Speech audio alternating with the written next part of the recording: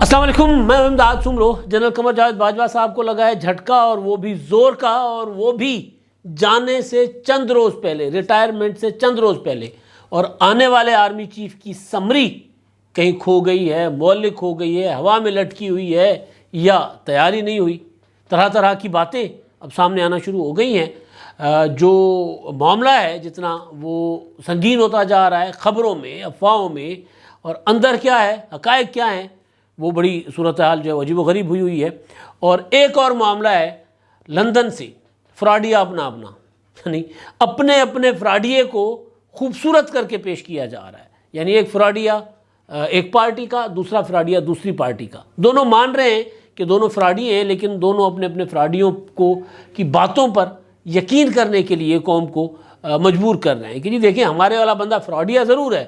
لیکن جو بات کر رہا ہے اس بات پر یقین رکھیں۔ مقابلہ ہو رہا ہے، ایک وقت ہوتا تھا مقابلہ ہوتا تھا اچھائیوں میں، مقابلہ ہوتا تھا کردار میں، مقابلہ ہوتا تھا تدبر میں، تحمل میں، اور مدبرانہ لیڈرشپ میں۔ اب مقابلے ہی اور ہو گئے ہیں طرح طرح کی۔ تو بہرحال اب کہانی جو ہے وہ بڑی سنگین ہو گئی ہے۔ Army chief general Qamar Javed Bajwa صاحب کے متعلق الزامات بہت سنگین ہیں، اور یہ الزامات کسی اور نے نہیں، پاکستان سے باہر بیٹھے صحافی احمد نورانی صاحب، جن کو پاکستان میں خطرات تھے، تشدد وغیرہ ہوا تھا ان پر، تو وہ باہر چلے گئے۔ باہر بیٹھ کر انہوں نے اپنی ایک ویب سائٹ بنا لی۔ اس ویب سائٹ پر انہوں نے جو اس سے پہلے جو بڑی سٹوری بریک کی تھی وہ تھی سابق D G I S P R general Asim Saleem Bajwa صاحب کی، اور اس میں انہوں نے ان کے جو پاپا جونز کمپنی، پھر 99 کمپنیاں، یعنی ظالم نے سینچری پوری نہیں کرنے دی تھی، انہوں نے ایک اسکینڈل انرتھ کیا تھا، اور جس پر تقریباً وہ باجوہ صاحب جو ہے وہ مان گئے تھے، یعنی پہلے والے باجوہ صاحب مان گئے تھے کہ ان کے بچے کاروبار کرتے ہیں، ان کے بچے جو ہیں وہ انہوں نے کمپنیاں بنائی تھیں۔ لیکن جو اس میں دلچسپ چیز تھی یا حیران کن چیز تھی وہ یہ تھی کہ جہاں جہاں وہ اپائنٹمنٹ ان کی رہی، اور خاص طور پر جب وہ سی پیک کے ساتھ منسلک رہے، تو سی پیک کے دوران جو ان کی اپنا ہوتا تھا نا اپائنٹمنٹ جہاں ہوتی تھی، اس شعبے سے متعلق، اس فیلڈ سے متعلق ان کے بچوں کی کمپنیاں بنتی تھیں۔ تو بہرحال پرانا قصہ ہے، اور اس میں وہ اس وقت وزیر اعظم عمران خان صاحب کے معاون خصوصی برائے اطلاعات بھی تھے، چیئرمین سی پیک بھی تھے، تو ان کے اسکینڈلز آئے تھے، اور انہوں نے پھر وزیر اعظم کو والنٹیئرلی استعفیٰ پیش کیا تھا بطور معاون خصوصی اطلاعات سے۔ چیئرمین سی پیک کے عہدے سے انہوں نے استعفیٰ نہیں دیا تھا، حالانکہ اس وقت چیئرمین سی پیک کا جو اتھارٹی تھی، سی پیک اتھارٹی، اس اتھارٹی کے وہ چیئرمین تھے، تو اتھارٹی لیگلائز نہیں تھی، اس کی کوئی قانون سازی نہیں ہوئی تھی، جو آرڈیننس تھا وہ بھی لیپس کر گیا ہوا تھا، تو اس سے ریزائن وہ نہیں کر رہے تھے۔ انہوں نے جو ہے استعفیٰ پیش کیا تھا بطور مشیر اطلاعات، اور وہ عمران خان صاحب نے منظور نہیں کیا تھا۔ انہوں نے کہا تھا نہیں مجھے آپ پہ بھروسہ ہے، آپ کام کریں، آپ کے اوپر لگنے والے الزامات ایسے ہی ہیں۔ تو الزامات تو ان پر تحقیقات تو ہوئی نہیں، لیکن یہ ضرور ہوا کہ عاصم سلیم باجوہ صاحب جو ہیں وہ پھر انہوں نے فائنلی وزیر اعظم کی معاون خصوصی سے ان کا استعفیٰ بھی منظور ہو گیا، اور پھر چیئرمین سی پیک اتھارٹی بھی نہیں رہے، اور ظاہر ہے پھر وہ کسی اور کو لگا دیا گیا تھا، عمران خان صاحب کسی اور کو لے کر آئے تھے۔ تو اب جو الزام army chief general Qamar Javed Bajwa صاحب پر لگا ہے وہ بڑا سنگین ہے، اور فرق یہ ہے کہ عاصم سلیم باجوہ صاحب پر یہ الزامات لگے تھے ریٹائرمنٹ کے بعد، قمر جاوید باجوہ صاحب پر یہ الزامات لگے ہیں ریٹائرمنٹ سے کچھ دن پہلے، یعنی آج ہے 21، تو صرف اور صرف 8 دن پہلے 29 کو انہوں نے کمان جو ہے چھڑی آنے والے آرمی چیف کو کے حوالے کرنی ہے، جن کی سمری کبھی خبر آتی ہے کہ جی سمری بن گئی ہے، کبھی خبر آتی ہے کہ نہیں سمری نہیں بنی۔ اب تو خواجہ آصف نے جب کہہ دیا کہ سمری نہیں بنی، تو اس پر کئی قسم کے وہم و گمان، جی دلیلاں دے وات، تو اس طرح کی صورتحال ہے کہ جتنے منہ اتنی باتیں، ہر کوئی اپنے اپنے گمان اور وہم کی اور شکوک و شبہات کی اور خدشات کی جو ہے وہ خدشات کا اظہار کر رہا ہے۔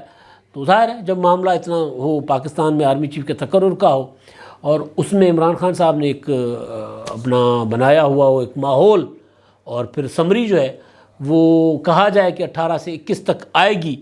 اور 21 بھی گزر جائے اور نہ آئے، تو پھر باتیں تو ہوتی ہیں اور ہوں گی، ظاہر ہے۔ تو اس پر میں آتا ہوں۔ پہلے جو آرمی چیف قمر جاوید باجوہ صاحب کا معاملہ ہے، باجوہ صاحب جو ہیں وہ نواز شریف صاحب نے ان کو آرمی چیف لگایا تھا، اور ان کے اوپر الزام تھا جس کا انہوں نے ایک طریقے سے کئی محفلوں میں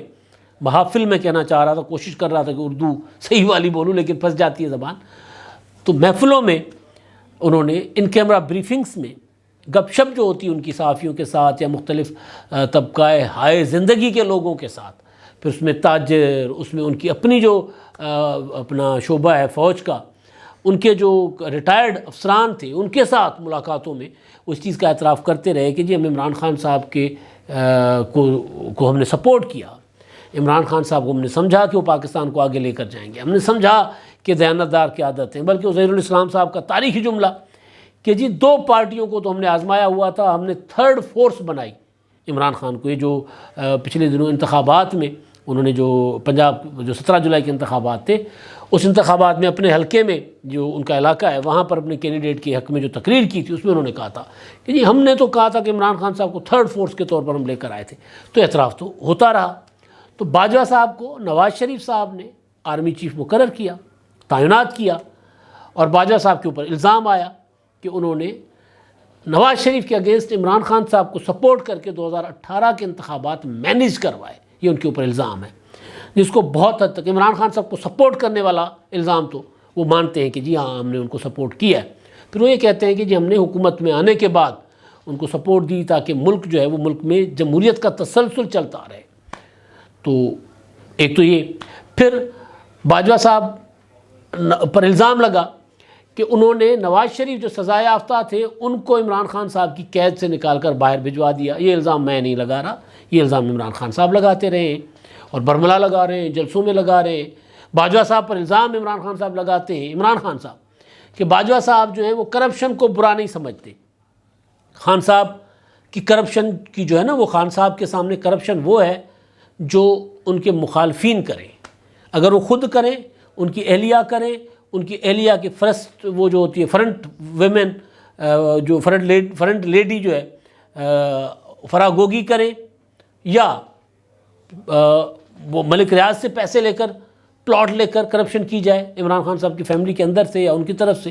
وہ اس کو کرپشن نہیں سمجھتے۔ تو فراگوگی کا تو ان کو بتایا تھا نا عاصم منیر نے، فراگوگی کا کہہ رہا ہوں بشرا بی بی کا، کہ جی وہ تو ہیروں کے ہار لے رہی ہیں، تو اس کو عمران خان صاحب نے اس کرپشن کو کرپشن نہیں سمجھا تھا، بلکہ اس کرپشن کی رپورٹ دینے والے کو غلط آدمی سمجھ کر ان کو ان کے عہدے سے ہٹا دیا تھا۔ تو بہرحال تو خان صاحب یہ الزام لگاتے ہیں کہ جی باجوہ صاحب کرپشن کو اچھا سمجھتے ہیں، برا نہیں سمجھتے، تو لہٰذا میری جو یعنی عمران خان صاحب کی جو کرپشن کے خلاف جتنی بھی وہ پلاننگ تھی وہ انہوں نے ناکام بنا دی۔ ان کے اوپر یہ بھی الزام ہے، نواز شریف صاحب کا الزام پہلے، اس کے بعد عمران خان صاحب ان کے اوپر الزام لگانا شروع ہو گئے، پھر عمران خان صاحب نے ان کے اوپر الزام لگایا رجیم چینج سازش میں میر جعفر کا کردار ادا کرنے کا۔ اب ہم اس لیے یہ بات کھل کر کہہ رہے ہیں کیونکہ D G I S I نے پریس کانفرنس میں کہا کہ جی راتوں کو آپ ہم سے ملتے ہیں، ہم آرمی چیف سے، اور دن میں جلسے میں آپ کہتے ہیں کہ جی میر جعفر میر صادق اور غدار غدار۔ تو بہرحال تو ایک ان پر یہ الزام تھا، لیکن یہ سارے الزامات باجوہ صاحب کو اتنا انہوں نے ڈیمیج نہیں کیا ہوگا جتنا یہ احمد نورانی کی جو اسٹوری ہے، جس نے صرف 2-4 دن یعنی 8 دن پہلے، ریٹائرمنٹ سے 8 دن پہلے جنہوں نے اسٹوری کی ہے، اب اس میں ظاہر ہے تحقیقات ہوں گی، تفتیش ہوگی۔ پہلا تو حکومت نے اناؤنسمنٹ کر دی ہے، وہ جو ان کے بتایا گیا ہے کہ جو ان کی اپنی فیملی یعنی ان کی اہلیہ، ان کی جو بہو ہیں، اور پھر ان کے ارد گرد جتنے بھی جس کو ایکسٹینڈڈ فیملی کہتے ہیں اور امیڈیٹ فیملی، تو ان کے اثاثے جو ہیں باجوہ صاحب کے آرمی چیف بننے کے بعد بڑھتے گئے، ان کے ٹیکس ریٹرنز جو ہیں وہ ریوائیو ہوتے گئے۔ اب وہ میں ڈیٹیل نہیں جا رہا، جو احمد نورانی صاحب نے اپنی سٹوری میں کی ہے، بتایا ہے کہ وہ جو حیات ریجنسی ہے، میرا خیال ہے جو اسلام آباد کا کیا نام ہے اس کا پلازا جو ہے، جس میں عمران خان صاحب کا فلیٹس بھی تھے، اور جس کو ثاقب نثار صاحب نے غیر قانونی تھا، اس کو انہوں نے کچھ لوگوں کی محبت میں انہوں نے جناب لیگلائز کر دیا تھا، اس کو جائز قرار دے دیا تھا۔ تو وہ بہرحال بڑا کام کر گئے تھے وہ اپنا ثاقب نثار صاحب عمران خان صاحب کے لیے۔ تو بہرحال تو عمران خان اپنا باجوہ صاحب کی اہلیہ کے لیے بتایا گیا کہ ان کے پلاٹ پہلے جو ہیں وہ 4 تھے، اور اس کے بعد پھر بڑھ گئے، پھر ریوائز انہوں نے ریٹرن جمع کروائیں، بذات خود باجوہ صاحب نے بھی ریوائز ریٹرن جمع کرواتے رہے۔ تو یہ جو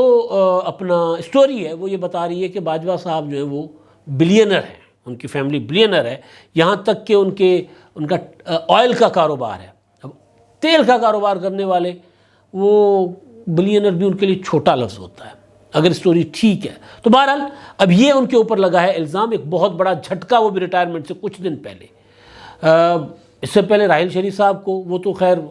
پاکستان کے جو فوج کا جو ہے اس میں ریٹائرڈ ہونے والے جنرل کو کچھ مراد دی جاتی ہیں، تو ان کے اوپر یہ تھا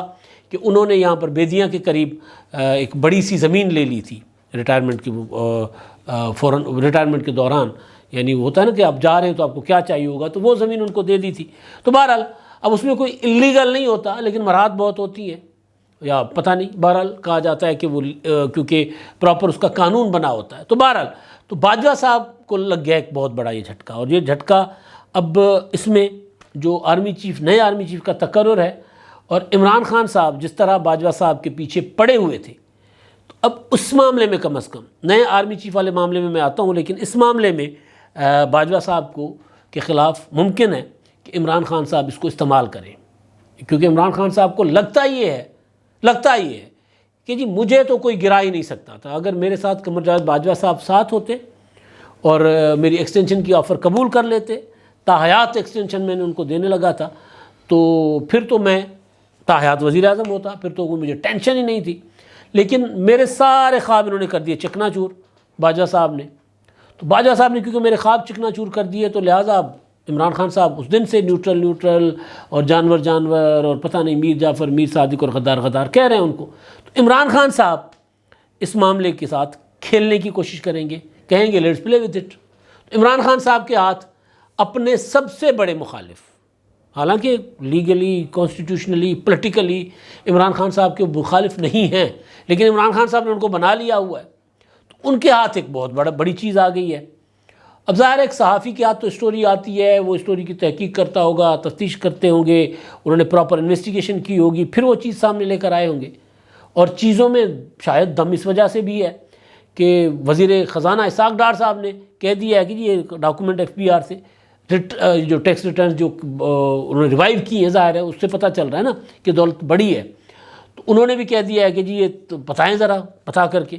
کہ کون تھا جو یہ سامنے لے کر آیا ہے، کس نے یہ لیک کی ہیں چیزیں۔ تو بہرحال عمران خان صاحب کے ہاتھ ایک بٹیرا لگ گیا ہے، اور وہ بٹیرا مطلب بٹیرا لگ گیا، لیکن خان صاحب بہرحال جس طرح کہ آج کل سیاست کر رہے تھے، اندھیرے میں تھے، اندھیری غار میں پھنسے ہوئے، تو ممکن ہے اس کے ساتھ تھوڑا بہت عمران خان صاحب کھیلنے کی کوشش کریں۔ اگر وہ خبریں، سمری والے معاملے پر میں آتا ہوں، کہ اگر وہ خبریں ٹھیک ہیں جو پھیلائی جا رہی ہیں، مجھے ان خبروں میں کوئی اتنا زیادہ دم نہیں لگتا کہ یہ اختلافات ہو گئے، سمری اس وجہ سے موو ہو چکی تھی اور نہیں موو ہونی تھی، وزیر اعظم اس نے کہہ دیا سمری بھیج دے، لیکن وہاں سے سمری نہیں آئی ابھی تک، اپنا آرمی چیف صاحب اپنی مرضی کا آرمی چیف لگوانا چاہتے باجوہ صاحب جانے سے پہلے، اس وجہ سے جو ہے وہ سمری آگے انہوں نے نہیں بھیجی۔ وزیر اعظم ہاؤس نے کہا بھی، مگر ابھی تک وزارت دفاع نے سمری نہیں بھیجی۔ ظاہر ہے وزارت دفاع آرمی چیف کی مرضی کے بغیر کہاں سمری بھیجے گا، لیکن وزارت دفاع نے ابھی تک سمری نہیں بھیجی، تو اس معاملے میں گڑبڑ ہو گئی ہے۔ تو اگر ایسا کچھ ہے تو پھر حکومت کے ہاتھ بھی انے کے ہاتھ بٹیرا، یہاں پر بھی کسی کی بات بٹیرا آیا، تو یہ کمزور پوزیشن جو ہے وہ باجوہ صاحب کی پہلے بھی تھی، کمزور پوزیشن تو ان کی تب بھی ہو گئی تھی جب انہوں نے ایکسٹینشن لی تھی، اور کمزور پوزیشن ان کی سب سے زیادہ تب ہو گئی تھی جب عمران خان صاحب نے کارکردگی دکھانے کے بجائے مطلب پروپیگنڈا کو کرنا شروع کر دیا ہوا تھا، کے اوپر جینا شروع کر دیا ہوا تھا۔ پروپیگنڈا اپوزیشن میں رہ کر تو آپ کر سکتے ہو، حکومت میں رہ کر نہیں کر سکتے۔ پھر عثمان بزدار جیسے ایک اعلیٰ قسم کے نمونہ میں معذرت کے ساتھ، لیکن پولیٹیکلی اگر وزیر اعلیٰ پنجاب کے ہوں اور عثمان بزدار صاحب ہوں جو کہیں آتے ہی کہ ابھی تو میں ٹرینڈ نہیں ہوں، ابھی تو میں سیکھ رہا ہوں، کیا سیکھ رہا ہوں، بولنا سیکھ رہا ہوں، تو عمران خان صاحب جو ہیں وہ مطلب جنہوں نے عثمان بزدار صاحب کو لگایا ہو وزیر اعلیٰ اور وہ پروپیگنڈا پر چل رہے تھے، تو باجوہ صاحب کے اس معاملے پر بھی ان کے ساتھ بہرحال اچھے خاصے اختلافات ہو گئے تھے۔ تو اب عمران خان صاحب